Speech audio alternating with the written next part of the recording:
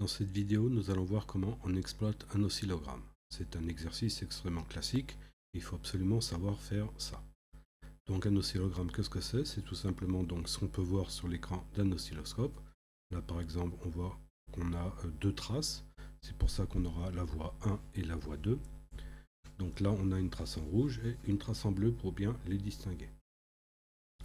Première chose à déterminer, c'est l'amplitude pour chaque signal.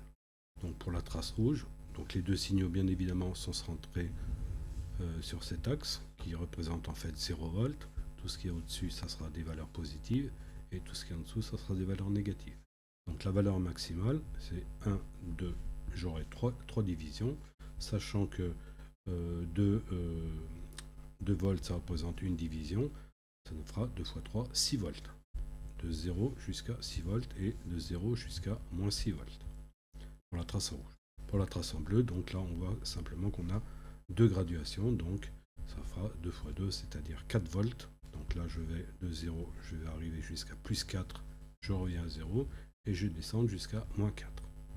Donc voilà pour la détermination des amplitudes. Ensuite on va s'intéresser à l'axe horizontal qui est un axe temporel. L'axe temporel va nous permettre de mesurer donc la période. Donc là on a symbolisé ce qu'était la période.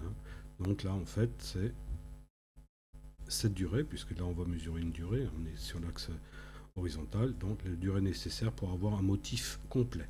Après, donc ces motifs se répètent. Alors on a choisi de là pour la trace rouge et on s'arrête là. On aurait très bien pu choisir donc de partir de là et ensuite s'arrêter là. De toute façon, le nombre de carreaux sera le même. Là, à la limite, en partant de ce point-là, ça sera peut-être plus facile à mesurer. Donc là, j'aurai 1, 2, 3, 4, 5. Là, je vois bien 1, 0. Donc là, j'ai un motif complet avec son alternance positive et l'alternance négative. Donc 5 carreaux. Donc on me dit que, ou 5 divisions.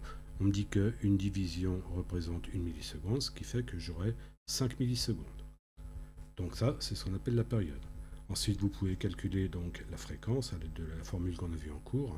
N'oubliez pas, bien évidemment, de convertir les millisecondes en secondes. Donc si je veux calculer par exemple la fréquence pour le signal rouge ou le signal bleu, de toute façon, si vous regardez sur le schéma, le nombre de carreaux est le même pour la trace rouge ou pour la trace bleue. Donc la période est la même, c'est-à-dire 5 millisecondes. Donc 1 divisé par 0,005, ça va nous donner donc une fréquence de 200 Hz. C'est-à-dire que la fréquence pour les deux signaux est 200 Hz. Donc ça, il faut savoir le déterminer à partir de cet oscillogramme. Ensuite, on va mesurer ce qu'on appelle le déphasage. Effectivement, on voit que les deux signaux, bon, ils n'ont pas la même amplitude, bien sûr, mais en plus, ils sont décalés, c'est-à-dire déphasés dans le temps. Alors, il faut bien se rappeler que pour avoir donc l'alternance positive et l'alternance négative, c'est-à-dire une période, je vous rappelle que, si vous vous rappelez le principe de fonctionnement de l'alternateur, c'est le temps nécessaire pour avoir un tour d'aimant. Donc là, on va avoir un pôle, par exemple le pôle nord qui va se présenter dans la bobine. Ensuite, il va tourner. Donc là, j'ai fait en fait un demi-tour. Et là, je vais refaire encore un demi-tour avec le pôle sud, cette fois qui va passer devant la bobine. Un tour, ça fait 360 degrés.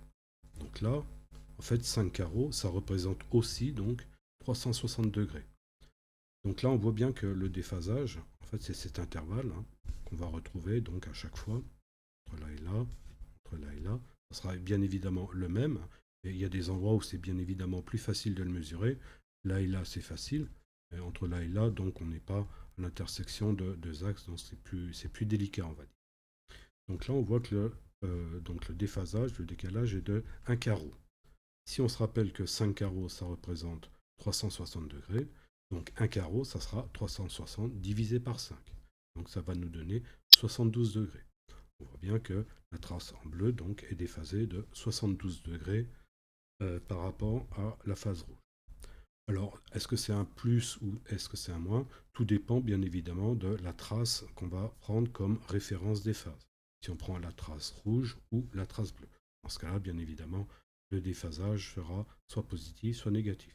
Un moyen de voir, si par exemple je prends la trace rouge comme référence, on voit bien que quand la trace rouge est à 0, là on voit que donc deuxième tension est en retard parce qu'elle n'a pas encore atteint le 0. C'est-à-dire on peut en déduire que le déphasage par rapport au signal en rouge donc, sera de moins 72 degrés. Bon, si on prend le signal bleu comme référence, là par contre, on voit que quand le signal bleu est à 0, là le signal rouge est déjà une valeur euh, qui est différente de 0. Donc là on parlera d'un déphasage donc, de 72 degrés en positif.